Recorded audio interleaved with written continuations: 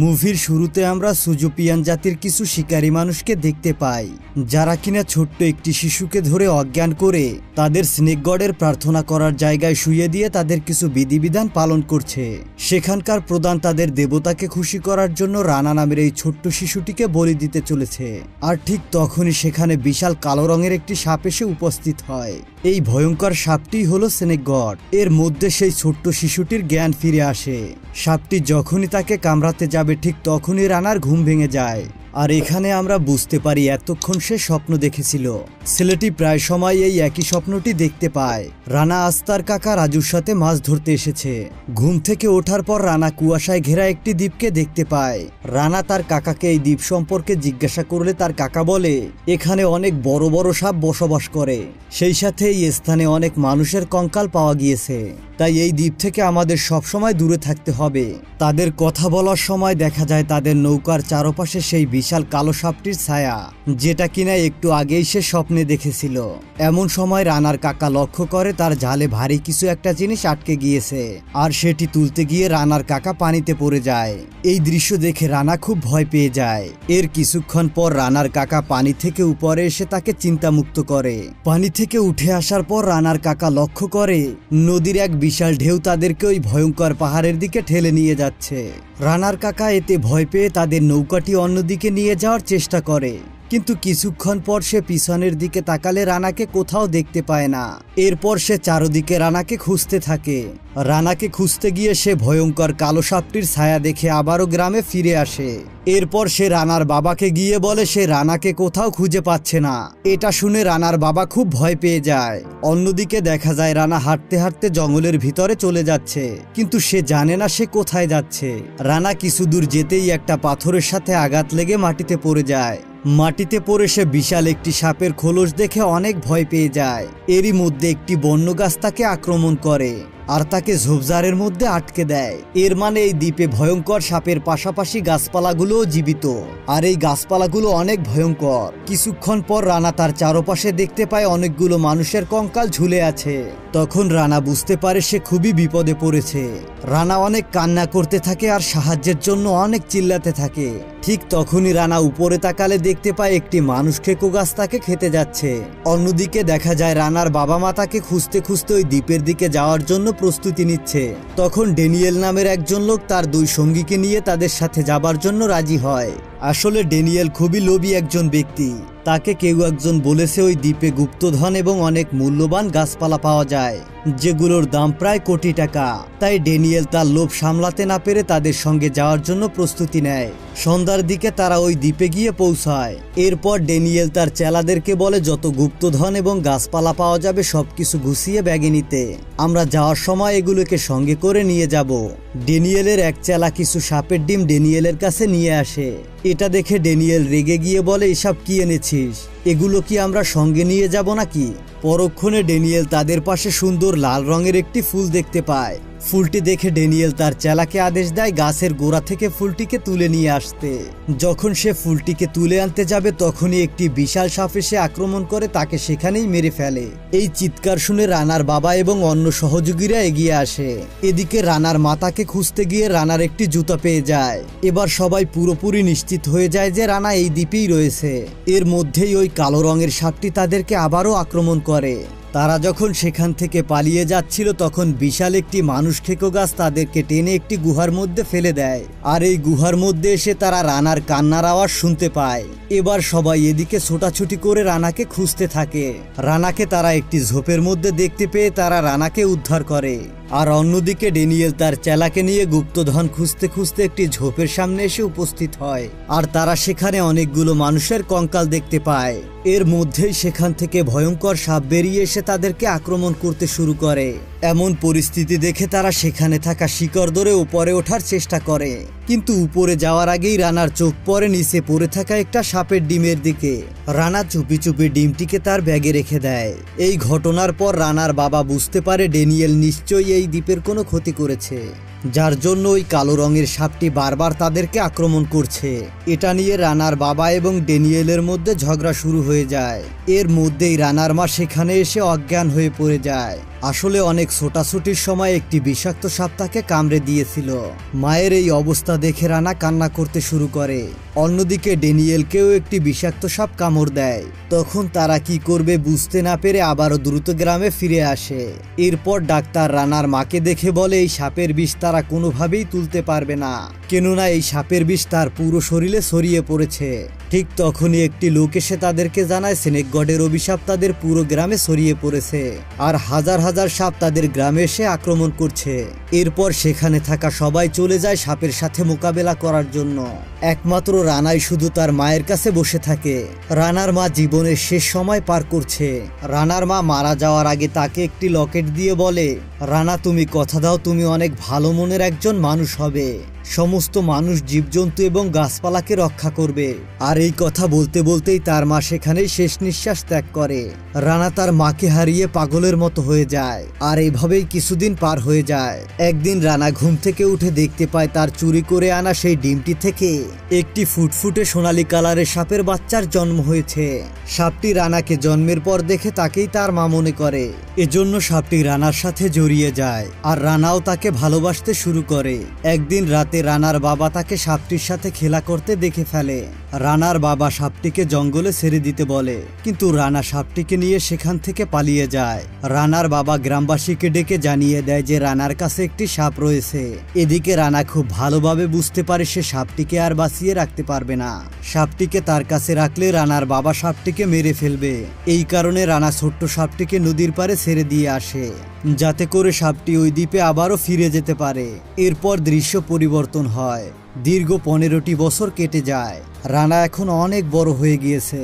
সে একটি প্রাইভেট ফার্মে জীববিজ্ঞান ডিপার্টমেন্টে চাকরি করে। রানা গাছপালা এবং প্রাণীদেরকে নিয়ে গবেষণা করে। সে অনেক আগে ক্যানিমেল গুহায় একটি বিশেষ চিহ্ন পেয়েছিল। সে সেটিকে নিয়ে সবসময় গবেষণা করতে থাকে। রানা তার গোল্ডেন স্নেকের খোঁজে আবার ওই দ্বীপে যাওয়ার সিদ্ধান্ত নেয়। আজকে রানার কাছে তার কাকা রাজুর কল আসে। রানার কাকার কথা শুনেই বোঝা যায় রানা অনেক বছর ধরে তাদের গ্রামে যায় না। এমনকি তার বাবার সাথেও রানার কোনো যোগাযোগ নেই, কারণ তার বাবার জন্যই তার বন্ধু গোল্ডেন স্নেককে তাকে একা ছেড়ে দিতে হয়েছিল।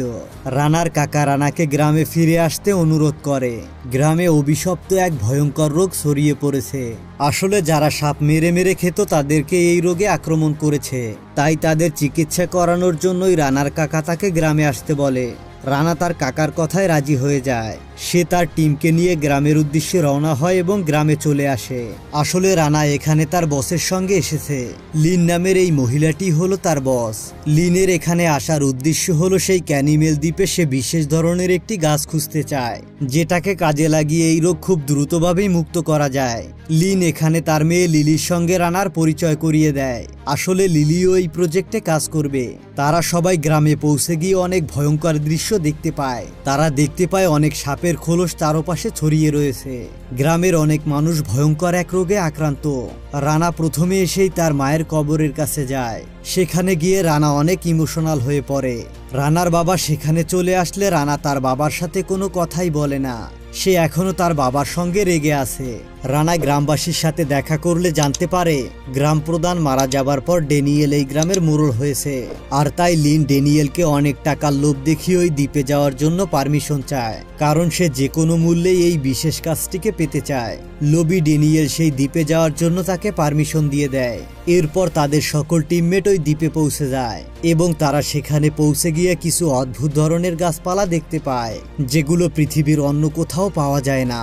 এবার ড্যানিয়েলের সাথে আসা একটি লোক ওই সুন্দর ফুলটিকে কাটতে গেলে ওই ফুলটি একটি দানবের আকার ধারণ করে লোকটিকে গিলে ফেলে।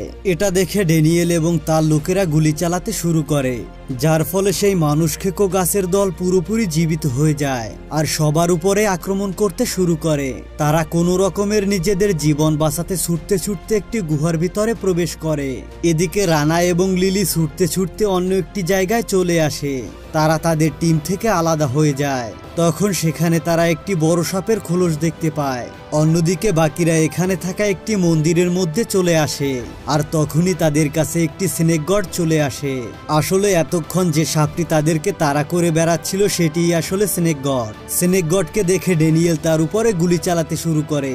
এতে স্নেক গডের কিছুই হয় না, উল্টো স্নেক গড তাদের উপর রেগে গিয়ে হামলা করে আর তাদের পিছু করতে করতে স্নেক গড দুটি দেয়ালের ভেতরে আটকা পড়ে যায়। অন্যদিকে রানা দেখে তাদের সামনে বড় একটি গোল্ডেন কালারের সাপ। এটা দেখে তারা প্রচন্ড ভয় পেয়ে যায়। রানা ভাবতে শুরু করে এখানেই হয়তোবা তাদের জীবনের শেষ দিন। অন্যদিকে দেখা যায় ওই সাপটি তাকে কামড়ানোর বদলে রানার মাথায় আলতোভাবে চুমু খায়। রানার আর বুঝতে বাকি থাকে না এটাই তার বন্ধু গোল্ডেন স্নেক, যাকে সে 15 বছর আগে নদীর তীরে ছেড়ে দিয়েছিল। এরপর রানা লিলিকে গোল্ডেন স্নেকের সাথে পরিচয় করিয়ে দেয়। ঠিক তখনই তারা সেখানে গুলির আওয়াজ শুনতে পায়। তখন গোল্ডেন স্নেক লুকিয়ে পড়ে। এরপর রানা ও লিলি পিছনে ফিরে বিশেষ ভাষায় কিছু অক্ষর দেখতে পায়। এটা পড়ে তারা বুঝতে পারে অনেক বছর আগে এখানে উল্কাপিণ্ড হয়েছিল, যার ফলে চারদিকের গাছপালা মিউটেশন হয়ে থাকে। এরপর থেকে শিকারীরা সাপদের সেখানে ফেলে দেয়, যার কারণে সাপগুলো অমর হতে শুরু করে। এর থেকে বোঝা যায় শিকারীরা অমর হওয়ার জন্য এই দ্বীপে পরীক্ষা নিরীক্ষা করছিল, আর এটাই ছিল এই দ্বীপের গোপন রহস্য। লিন সেখানে থাকা একটি ফুলকে টাচ করলে সেই ফুলটি জীবিত হয়ে তাদের উপর আক্রমণ শুরু করে। এমন সময় সবার চিৎকার শুনে সেখানে স্নেক গড চলে আসে। এখানে বিপদ বুঝতে পেরে ড্যানিয়েল তার সাথে আসা একটি লোককে স্নেক গডের সামনে ঠেলে দেয়, আর সেই সুযোগে তারা সেখান থেকে পালিয়ে যায়। তারা ছুটতে ছুটতে লিনের সাথে তার মেয়ের দেখা হয়ে যায়, কিন্তু লিলি তার মাকে গোল্ডেন স্নেকের কথা বলে দেয়।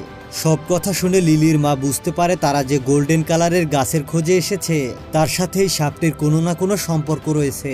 তখন ড্যানিয়েলকে বলে ওই গোল্ডেন স্নেককে ধরে আনতে হবে।